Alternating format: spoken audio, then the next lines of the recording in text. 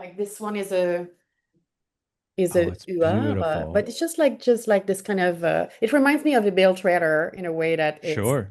it's like you have the essential shape of this bird. You have a sense, an understanding of motion. Yeah. This is a living bird. You have it on your shelf, and it's like fully like Yeah. in motion. So yeah, these It's beautiful. objects I was that just saying, now I'm I like, would what say. else do you got back there? No.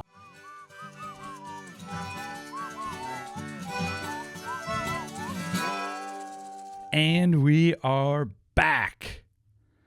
Welcome to the Folk Artwork and Friends podcast. I'm your host, Adam Ostrike.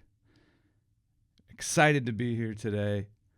Coming to you live from summer vacation in my home, in my son's room. And shout out to all the teachers out there. You did it. You made it. We're here. Summer. Enjoy it. And all the parents out there looking after their kids at home. What do we do with these kids for so many hours and so many days? We'll figure it out.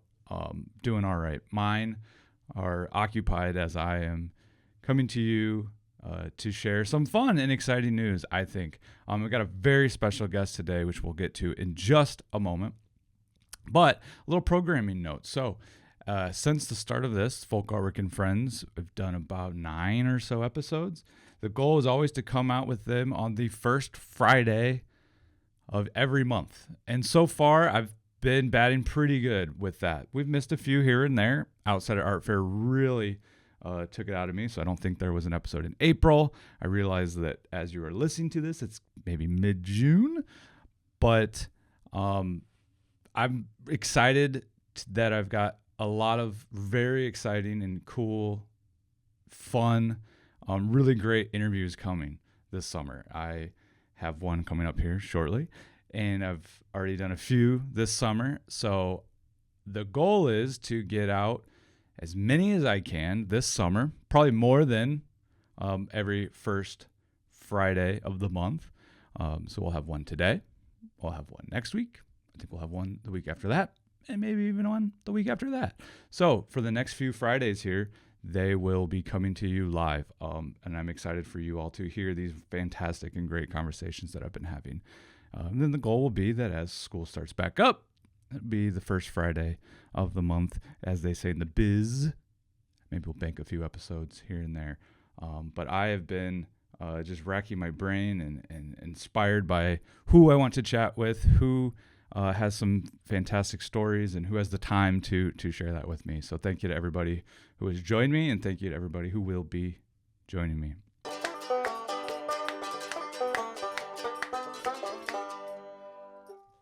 Now, on to the show. A really incredible conversation I had with the curator of the latest exhibit at the American Folk Art Museum in New York City, titled Self Made. That show opened back in April, I believe, and is on display until September 13th at one of the greatest museums in the country. If you have not been to the American Folk Art Museum, I can't recommend it enough. Valérie Rousseau joined me to talk about not only what goes into making an exhibit in this current exhibit that features over 60 artists telling their stories, these self-taught artists telling their stories, how they want to be told. A really fun conversation and description of how that all came to be. And then absolutely thrilled that Valérie was so open and willing to talk about growing up, her childhood, and what inspired her to get into the field of self-taught art and curating. Some incredible stories about her grandfathers. I'm had a fantastic time talking to Valérie. So I can't wait for you to hear that conversation, as well as all the other great conversations I have coming in the coming weeks and months. So thank you all. And now to the interview.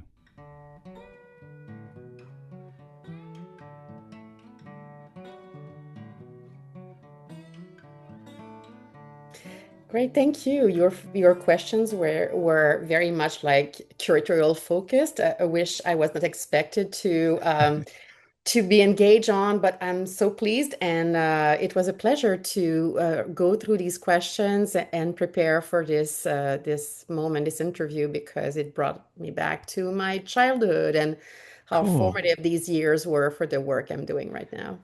Awesome. Well, I can't thank you enough for joining me. And again, I should just let everybody know. They'll know they're listening to this. But I'm absolutely thrilled to be joined by Valérie Rousseau of the American Folk Art Museum, a curatorial chair and senior curator of 20th century and contemporary art.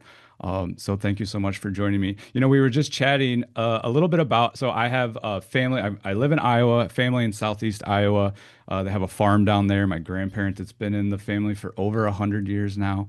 Um, I was kind of reading a little bit about you and making me a little jealous because when I was younger, I didn't care about this farm at all. I was like, we got to go to the farm. I don't, I want to be with my friends. I want to be playing basketball or whatever and be on video games. But now it's one of my absolute favorite places in the world to be. And I'm kicking myself a little bit for not enjoying that more when I was younger. But when I am chatting with people for this podcast, I like to kind of know where it all started for them in terms of this outside art, self-taught art, and where that happened. But you kind of have a fairly unique background where it kind of started with your grandfathers, who are like semi-famous, and kind of maybe helped your um, love of art. So would you mind talking a little bit about that? Yeah, thank you for this question. It's a pleasure to talk to you today about these my past, my family members and how they inform my work at the museum right now. So I grew up in Quebec, in Canada. I had two incredible grandfathers. My maternal grandfather became an unexpected artist. He was a wood carver. He began on the route of art production during the financial crisis in the Hmm. 1920s.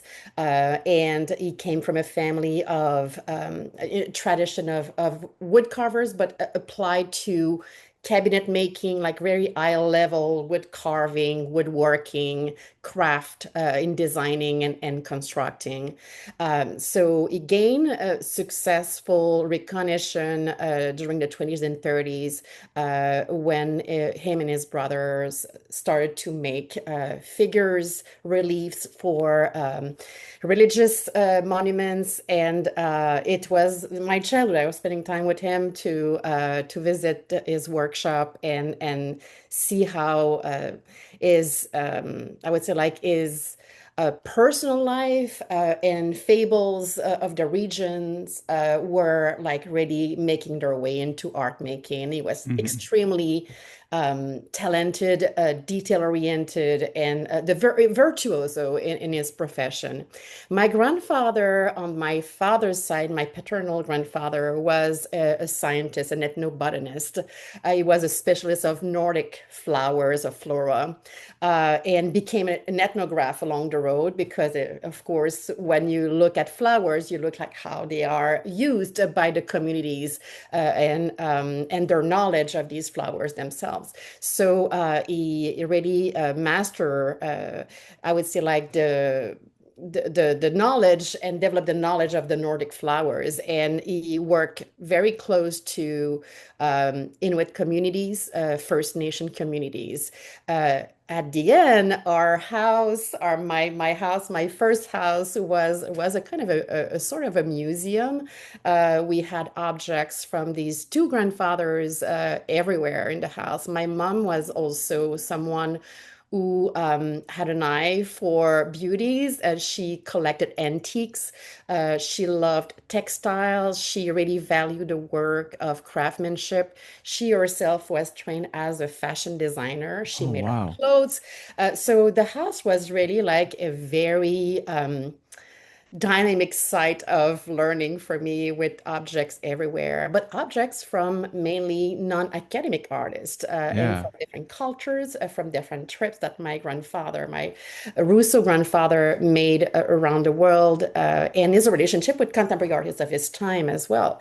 So really, what I would say like inspired me very early on was this interest for taxonomy, for classification, and both like this kind of intersection of Oh, art and yeah. science together. Sure. And it was really like I would say like up to today, I found that this environment was conducive to develop like observation skills. My interest for classification came very early on. My mom was collecting flowers as well, and my father trained me to mycology, mushroom picking, and we Yeah. were spending our weekends like picking mushrooms in the forest, but also going through these encyclopedia to identify them and eat Okay. them. And so that was really like my two parents were also very very much very close to nature, and they spent a lot of time in nature. My father loved to take us on his boat on the St. Lawrence River. I love reading marine maps with him to look Yeah. where, because the St. Lawrence is a river filled with rocks and stones everywhere. You have to be very careful when you navigate Okay. on the Yeah. river, so you have to know where these Sure. obstacles are. So yeah, I mean these I would say like this consistent interaction and intersection between the natural world, between science and art was present early on in my life, and it really informed my way of looking up to today with my interest in the works of artists who are not in the art mainstream. Of artists who are not from the beginning like identify as artists, and bringing them into the museum environment, into exhibition, and looking at their works through the lens of epistemology, of classification, of definitions of art, extension of the boundaries of art. It's really like at the core of what I'm doing. Yeah. That's incredible. Yeah, I mean, it almost seems like that was such an overwhelming childhood, but of art and science, but in such like an incredible way. And it almost makes me wonder, like, was there ever a moment or time when you were younger where you're like, I'm gonna be a lawyer, or I'm gonna be a postal worker, or like you were just like, I've had enough of this. I need to go do something else. Did that ever cross your mind, or was it always like, this is what I want to do? Oh, absolutely full of obstacles. I never had a clear sense of what I would do in the future until, my teenagerhood. I wanted to be a pathologist. I liked Okay. investigations. Yeah. I like to look at details, always been very meticulous, detail oriented as a person. And as I mentioned, I loved taxonomy. I love to research in encyclopedia. I like to find Yeah. sources. I like to identify, to research, to meet people as well. I think I always thought that I would start by doing what I love to be surrounded with, and I was guided by these motivations. It's like I was thinking about first the environment in which I am navigating is the environment I want Hmm. to be working in. Yeah. It's never been like a clear portrait of what would be the ultimate job. My two grandfathers, but my family members were very passionate and obsessive individuals in a way Yeah. that nothing has been done halfway. And I would say like it's been always in my radar that when you do what you love, you always end up at the right place. I Sure. was not sure I would be working in a museum environment, which I found very static at the time. I found that the living world was much more meeting my interest, my passions, and I found the presence of living artists extremely challenging and motivating in my own thinking and my Hmm. own reflection about the extension of the artistic boundaries. And I found that early on when I was studying in art history, I really wanted to go back in the field, do investigations, meeting living artists, and try Yeah. to see how they would challenge my preconceptions. I wouldn't. I was not able to be confined to the library of my university. I wanted to see how these individuals would challenge my knowledge and bring me outside of my comfort zone. Yeah. Yeah. I mean, again, just thinking about you talking about those encyclopedias or those maps, I mean, those are beautiful. But like, you can only spend so much time in a room, a dusty room, a damp with no light or bad lighting, looking at those before you, like you said, you want to go out. I want to be in that space. I want to like see these artists and their works and how they put it together. So, but when you keep say what you were saying earlier, like that classification, and it kind of makes total sense that curatorial curating is what you became because like I like to go on hikes with my boys and they're like, hey, what is this flower? I'm like, I don't really know, man, sorry. Like we kind of just like look at it and then keep walking, but that classification clearly like makes total sense for what you're doing. And then I'm also just kind of curious, I'm actually a high school art teacher. And growing up in Iowa and taking art, being obsessed with art, it was kind of like you can be an artist. And that was that. I didn't know about this whole world of curating. So when did that kind of finally click for you that you're like, this is what I want to do. This is how I want to spend my time, my passion, my career, my love for all these things. It's interesting because I believe that my mother knew that I would become a Oh, curator. wow. I Okay. found a photograph. I was probably like 6 years old. It was during summertime. There's a table, and I'm sitting in front of that table. And on that table, there's like a tons of miniature objects, like from stones to bones to Hmm. little like miniature figurines that we had in the house, little baskets. And I always loved organizing, reshaping existent objects within this space. Uh-huh. My bedroom was filled um, with shelving filled with objects, and I was rearranging them. I was obsessed in keeping that space very clean, organized, and in a way that nobody could interfere with my displays. Hmm. Everything was like choreographed. Sure. So I think that somehow my mom knew that I would definitely do something that um, take these qualities into the world. I knew that I would never be an artist. I love to be surrounded by artists. I love to learn from artists. I deeply need this connection in my life, in my work. But myself and my interests, my skills, uh, is to exhibition making and is Yeah. to creating worlds in which different people with different life experiences would connect with objects. And even if it's one object into one exhibition, it doesn't need to be with everything. It's like the one connection that is meaningful that you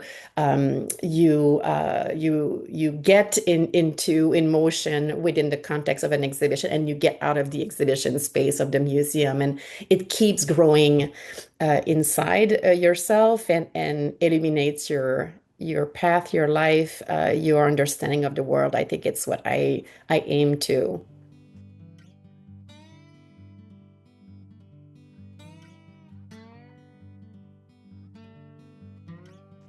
Yeah.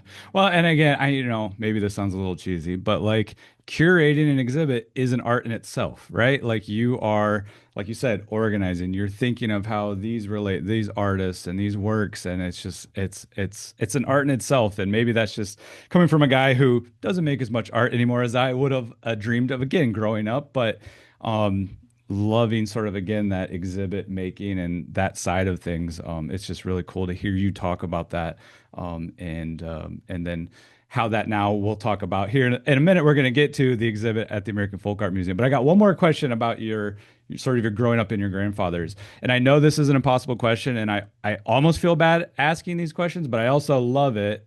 I've asked a couple of people like your favorite whatever, and it's again, I know it's like picking your favorite child or your favorite children, but are there two or three or any pieces that from growing up from your grandfather's, whether it's one that your grandfather made or one that your other grandfather brought back, that stick with you, that you cherish, that you still have, that you will never sort of forget that special piece? What a great question. And it was very clear to me when you asked me this question. I had already like two objects that were until today my channels. And you will understand why. The first one is a wood carving, a relief, large piece about Okay. 7 feet high that Whoa. my Borgo grandfather carved. And it was installed by my parents on our front door. So that was Amazing. the every day we would see this sculpture, and it depicts a witch with her children in the forest. And you have to, I grew up and that door was already made. That Yeah. was a gift that my grandfather gave to my mother when she was pregnant. And this is very much the Incredible. atmosphere of this Renaissance master Giorgione's painting, The Tempest. I don't know if you have this Okay. image in mind, but it's about the same type of subjects in the forest. You have this really like um, special atmosphere, strangeness, darkness, sentiment of insecurity, of fear, combined with the vibrancy of the immediate environment, the precarity of the situation. So I think this atmosphere into this relief was very intriguing, was very moving, was extremely brought a lot of questions to me as a young child. Yeah, I can And my imagine. grandpa was a typical storyteller. He was really an excellent like storyteller in a way that he revisited and adapted fables and stories, Okay. regional stories, for the present time. So this story was like reflecting on my mom becoming like a mother, but Sure. also on other stories and fables that were part of our culture and that people could identify with and pursue and nourish this story up to the present time. So this is definitely a piece that I'm still looking at and living with, and that is bringing a lot of unanswered questions. And the second one is this collection of small, tiny Inuit sculptures, stone sculptures that my grandfather Rousseau brought back from his expeditions and trips in the north of Quebec. And as I said, our house was filled with objects of different kinds of textiles, antiques, works of craftsmanship that my mother organized with a lot of care in the house. But these objects really stood among the others. And they are, up to today, I understand why they had such a strong effect. Think about these little like stone sculptures of birds, of fox and different animals like seals, like whales, Mhm. that could be carried in the hand of the maker, Yeah. and it reflects on the nomadic lifestyle Right. of the makers who made them. It can be seen, interpreted as being amulets for hunting luck, if you will. Yeah. But also when you look at them, you can see how they maximized the materials they had access to. They made really the best out of these objects from their surrounding, learning or taking advantage of the shape of a stone, of the different motifs, natural motifs of the minerals. So this is really like it shows an expertise. It talks about a practice. It talks about spirituality. It talks also about the relationship between the outsiders, like my Sure. grandfather, and the insiders. And it becomes like an object of exchange, of conversation, of connection, an intermediary object that is like has a lot of meanings. And I think it's why I think that still today these objects are resonating into my practice, but into my daily life. And I really love these two objects deeply Yeah. in particular. And I brought them to live with me Yeah, of in the US course. when I moved from Quebec. They are now installed in my house, and I Amazing. can continue to be inspired by them. That's incredible. Thank you so much for sharing that with me. Those are incredible stories, and just again, things that we cherish.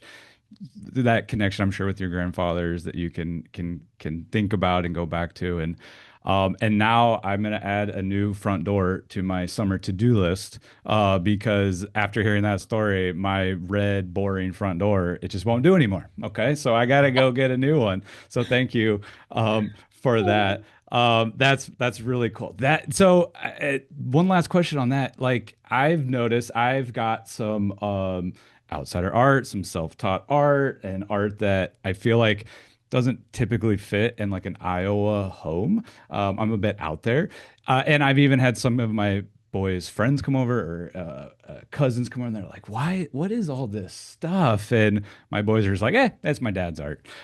Did you have like friends come over and be like, look at that door and be like, "Hey, Valerie, like, what's going on here with that?" And did you have to be like, my grandpa? Was that a constant? Was that a constant like thing? You're just like, oh, it's just my grandfather's art. Yes, it's interesting because it's true that the house of my childhood, the house of my mom, of my father, today, my parents are divorced, but their two houses are still filled with these objects. My own house here in the US has a lot of these objects as well. And indeed, I can say that it's not the typical type of environment that Yeah. people have, and it's filled with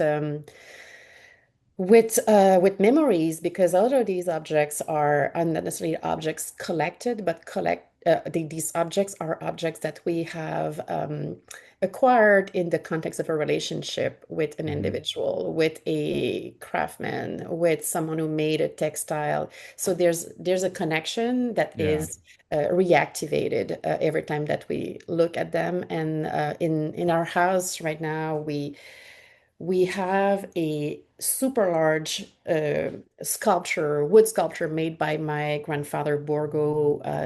It's Moses that he made from a tree trunk Oh, that okay. he found, and he found probably like the shape looked like two large hands, and he made it in his free time because he was extremely productive. He always had an idea to develop, and he was working all the time, and working, but also uh, creating things for his wife, making love gifts. I have a clock ornamented with sculptures and different pendants in the house here. But yeah, these objects are very special, are singular and unique in a way that they are translating a relationship, a moment, and they were not made to be exhibited in museums. And I like how these objects are distorting, are Hmm. clashing sometimes with expected understanding of what art is and should be in our museum. So there's definitely like a relationship that we are bringing back into the museum with these objects that are personal, that is nourishing the I mean that are these moments, these encounters are nourishing our our relationships to the artist, to the art, and definitely like contribute to the expansion of the art definitions. But yeah, to go back to your question, indeed, these objects are raising a lot of questions from people who are visiting our houses and are intrigued by them, and they are really yeah, charged with memories, and Yeah. it's really special.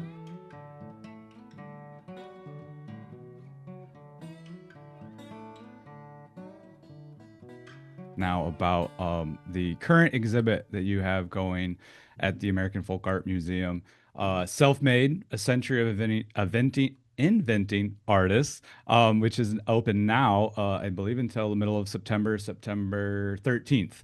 If you've not been to the newly renovated, the building I know was renovated this summer, or last summer. One of the latest exhibits, which I believe you co-curated with Suzie Oppenheimer, is that correct? Exactly, yes. Okay, great. I just read a little bit here, and then I want to ask you kind of about the overall theme. But so this is an exhibit that features over 60 artists, a lot of recent acquisitions to the museum. And I was reading, it's incredible that you have paintings, sculptures, photographs, videos, artist notebooks, and just an incredible display of work there. And I was reading through it, and the latest exhibit, you kind of have this theme. I don't know if the theme is the right word, but I liked this quote: "Look at me in this way that I have chosen." And this is the way that you are presenting this work, not how us scholars or armchair historians, whoever, are interpreting this work, but this is how the artists themselves, these self-taught masters, have want to be chosen to their work to be represented. So, could you tell me a little bit about why it was so important for you all to frame this exhibit in that way? Yes, an excellent question. It's true that an exhibition never comes like as a coincidence. It answers question internally, reflections we have as team members of a museum. It resonates with our mission. It resonates with the works we are collecting and the artists from the historical ones to new encounters and new acquisitions. So this exhibition is really rooted in the present time and the questions that, as an institution, we should ask ourselves about training, about skills, about the boundaries of what we are acquiring, Hmm. preserving. Um, how should we what kind of mechanism and protocols and policy should we put in place to best serve the artists that we are collecting? What kind of responsibilities we need to follow through when we become the custodian of this Hmm. very important material. So, self-made, a century of inventing artists, it centers definitely on artists, as we said, without academic training. What does it mean to what does it mean to don't to have different type of trainings? Yeah. What kind of sites of training could have been influential or decisional in your way of working in a certain way or another. So the focus of the exhibition is to try to select works in which artists represent themselves. So this idea of the self-representation extended through three different branches. We looked at representation of alter egos, representation of self-portraiture. So the tradition of self-portraiture. It something that is similar to the works of academically trained artists? Mm-hmm. Is it different? And the third section is devoted to autobiographical works. We included signature pieces in this section as well. So you have symbolic representations. So by looking at the way artists represented themselves, I think we are right now challenging the misconceptions we often hear about self-taught artists that are not who are not informed about art history. They are operating outside of the peer system. Therefore, they must not be self-conscious about their role or their image or their representation. Mm-hmm. As artists, as capital A artists. So I think this exhibition is definitely a way of challenging misconceptions that we are still dealing with in the field of self-taught art. It challenges also, I would say, like it critically like it revisits the notion of self-taught. What does it mean to have a training in the art world? Mm-hmm. And in the first place, we wanted to insist in our labels in the text on the words of the artists themselves, on their agency, on the inscriptions they have embedded in the artworks that could lead us to various interpretations that are a bit outside of this usual conception we have been exposed to in the art world. That is a field that has been conceptualized by collectors, by dealers, by Mm-hmm. the others. So Yeah. how can we recenter our interpretation on the artist's agency, the artist's intentions? How can we look at the works as primary documents? Like, if we look at these works for themselves, their aesthetic, their materiality, how can we develop like additional scholarship by centering on the art itself, on the works? And so this very, I would say, like precise selection of works coming from our collect, mainly coming from our collection, was done with this goal in mind to refocus on on the artist intention and agency and foreground these different statements Mm-hmm. within our interpretation of the works, and challenging these reductive like narratives that have been defining a lot the field of self-taught art. So looking at for instance, an artist like Maurice Hirschfeld and his history in the textile industry, Yeah. is the way that he worked with patterns, how this could have been embedded in terms of field of expertise, field of knowledge within the works themselves.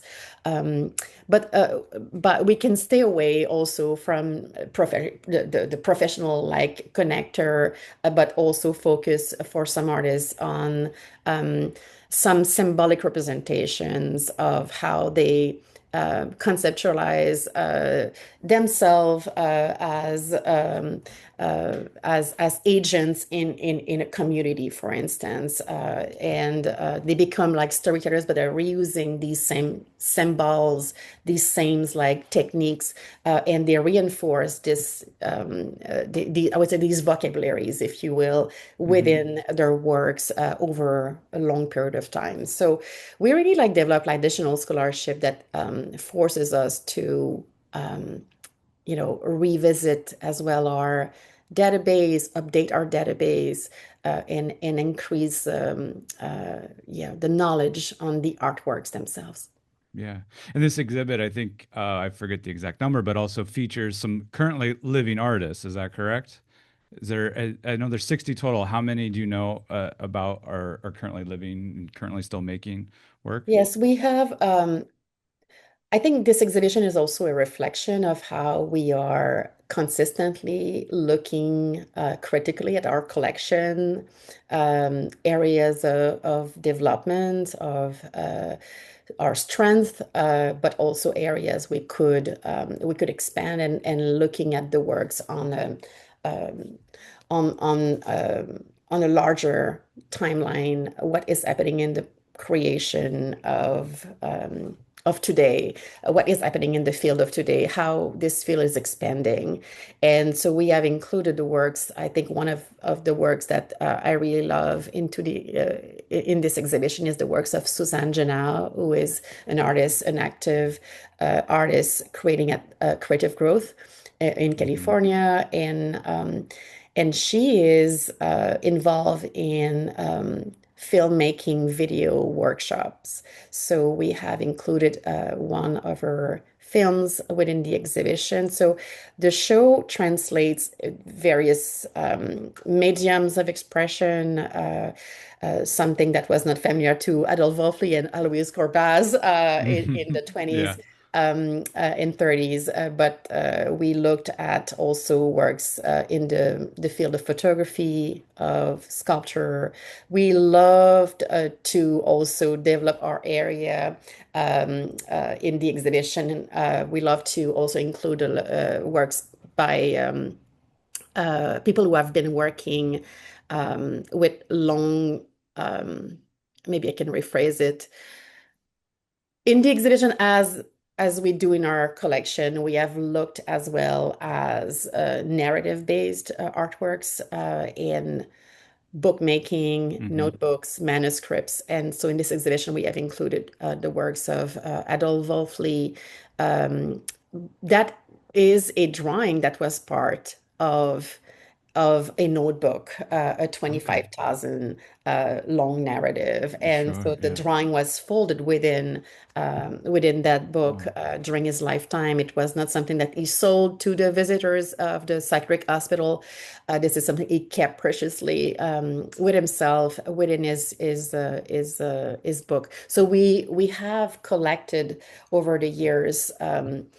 Books, manuscripts. We have in this exhibition the works aside from Adolphe Wolfli, we have the work of Henry Darger. We have the largest collection of Henry Darger. So we included for this exhibition is autobiography Hmm. in 8 volumes. We have the work of James Edward Deeds. Deeds created a diary filled with 283 drawings. And these drawings were eventually dispersed on the market and sold separately. Hmm. Luckily, everything was very well documented before the works were removed from the diary. But so we exhibit in Self-Made one of the pages. So what we like is to put these objects in context as well. It's very important to see that they were part of ensembles. Hmm. So I think when you look at a large watercolor of Henry Darger, it's a page that was eventually should be looked at as part of um, Right. a larger project. Yeah. Not an individual piece. It's part of a larger. Yeah. Not Yeah. It's not a standalone object. It's an object that was part of a sequence in a larger manuscript and Hmm. scrapbook. So I think what was important for us was to revisit these objects for what they were part of, and it is translated into the description and the label of each of the works. We carefully paid attention to this to bring back the context. One of the lines of our label is the place of manufacture and the place of creation. And often when you visit museums, you don't have this one, but Hmm.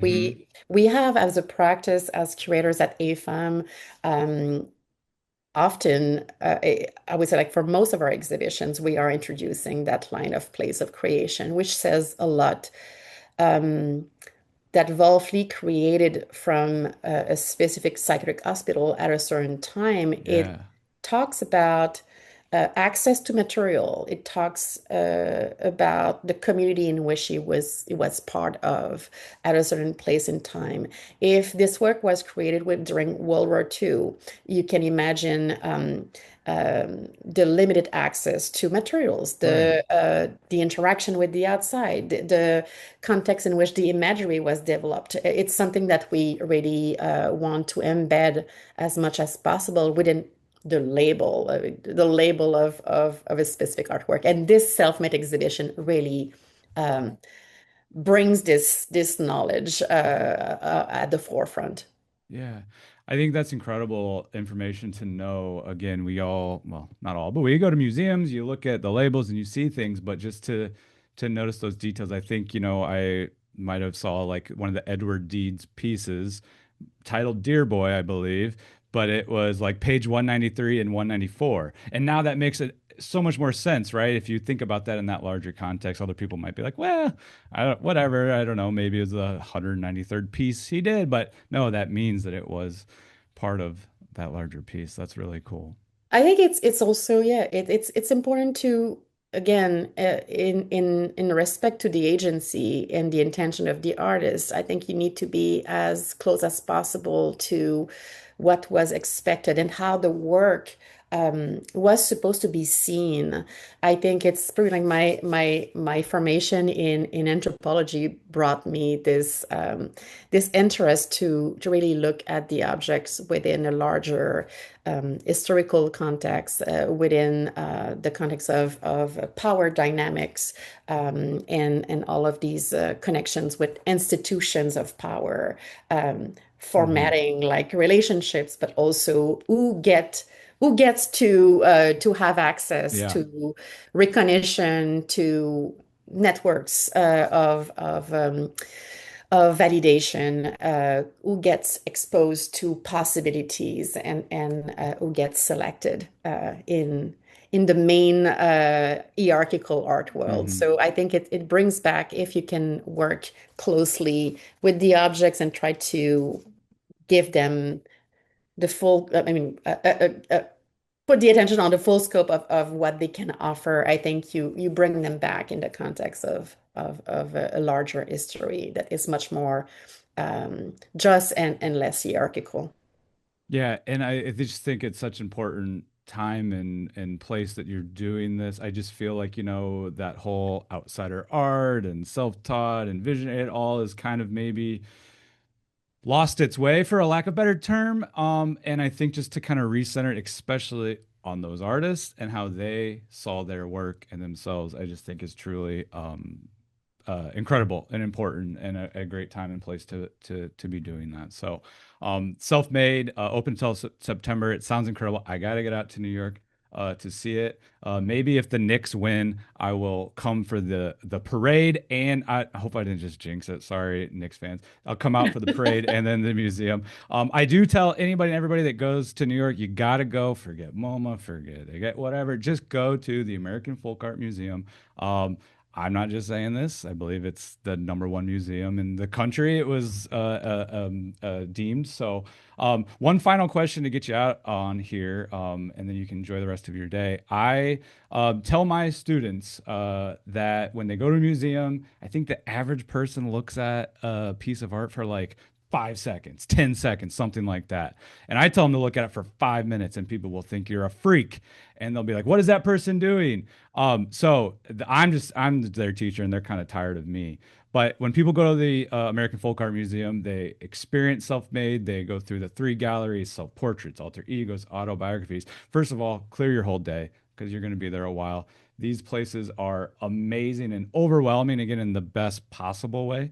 But to a professional, a museum person, how long should I tell my students they need to spend in front of one piece of art?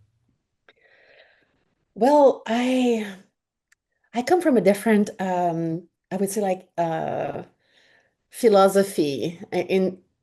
I believe that, okay, you can be forced to look at something, it's going to work to a certain extent. Uh-huh. I believe that it's the role of curators and museums to create these moments. And we have dedicated teams from our learning and engagement team to curators to people who are on site working with visitors, to even like the person in development asking curators how to develop their grants to Hmm. create more engagement, to expand our pool of members. I believe that it's our role as a museum to connect with different type of visitors, with people coming from different experiences, not only because it's what museums should do, Hmm. but it's also because the artists that we have in our museum, that we have conserved and preserved, are themselves coming from these different backgrounds, carrying different life experiences. James Castle, Adolf Wolfley, people Yeah. in psychiatric hospitals, women who were incarcerated, people living in the street, homeless, people who have decided to work secretively on a massive body of work without the knowledge of anybody because Hmm. they wanted to to create a visual legacy. So I think these various experiences, um, they need to be embedded in our museum experience and in what we are providing. And I hope that my exhibition can offer these different points of entry. And so I would say like for a any kind of visitors not familiar with our collection, I would say like it's to find the work that has meaning for you.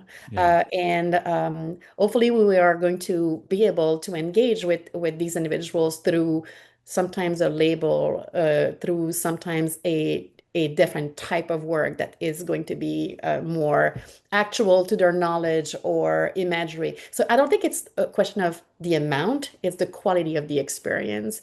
It's the moment that is determinant to create a life-changing maybe experience Hmm. or a new revealing moment that will illuminate the rest of your day or of your future experiences. So it's not the time, it's Okay. quality.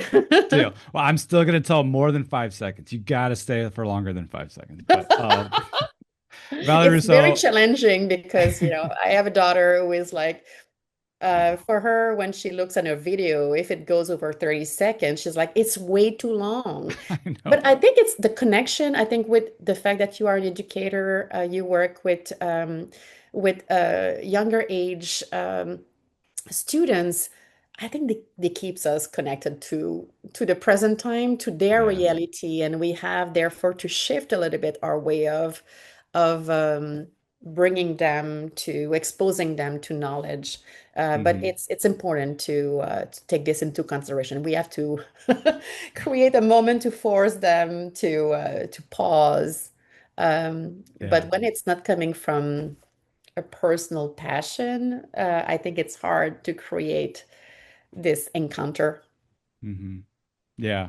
Yeah, I absolutely love sharing the works of these self-taught artists to my high school students because, I think anyone we can all love and cherish the Van Goghs of the world, the Renaissance works, Leonardo's, but these are the works that they can connect a little bit more with. And as I tell my kids all the time, they're like, "Oh, I can't draw this anymore. It doesn't look like a real ear." I'm like, "It doesn't have to look like a real ear. Like make it how you want." So, yeah, I think that's Yeah, uh, I think it's a good point. And I mean, they are definitely like not that I want to extend, but they are definitely like two areas of collecting and exhibiting at the museum. There are two areas of collecting and exhibiting at the museum that I particularly love.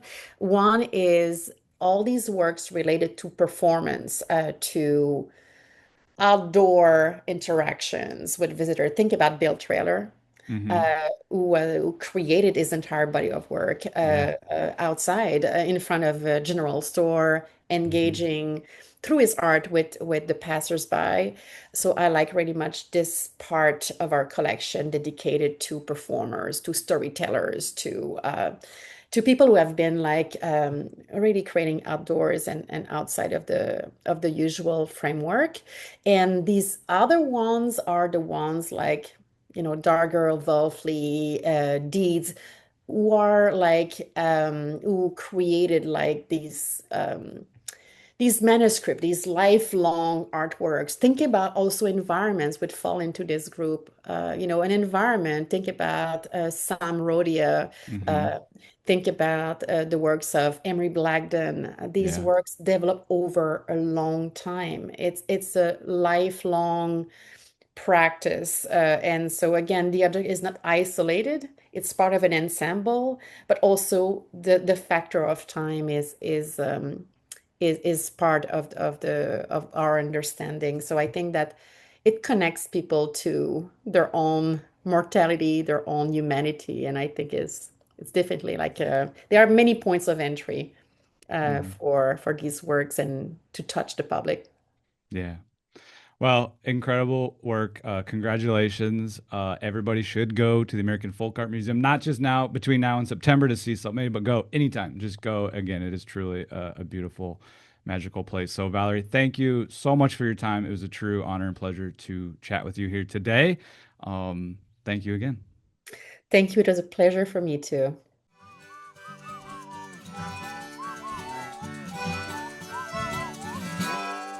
And thank you again to Valérie Rousseau for a fantastic conversation. I should also give a quick shout out to Mitch and Tess from the American Folk Art Museum for helping make this possible. Thank you again to Valerie for her time. Congrats to the Knicks. I did not jinx them. And if you have the chance, get out to New York City to the American Folk Art Museum from now until September 13th to see Self-Made. The best thing about the American Folk Art Museum is that it is always free. So go check that out and stay tuned for more fantastic conversations from the Folk Artwork and Friends podcast coming to you soon. Bye. And thank you to Jason Brown for the Folk Artwork and Friends theme song and all the interstitials. So many great little ditties that he put together for me. I can't thank him enough. Go check out more original music from Jason at sapwood.bandcamp.com. Buy an album. Support folk musicians like Jason. Thank you again, friend. Can't thank you enough. You are the best.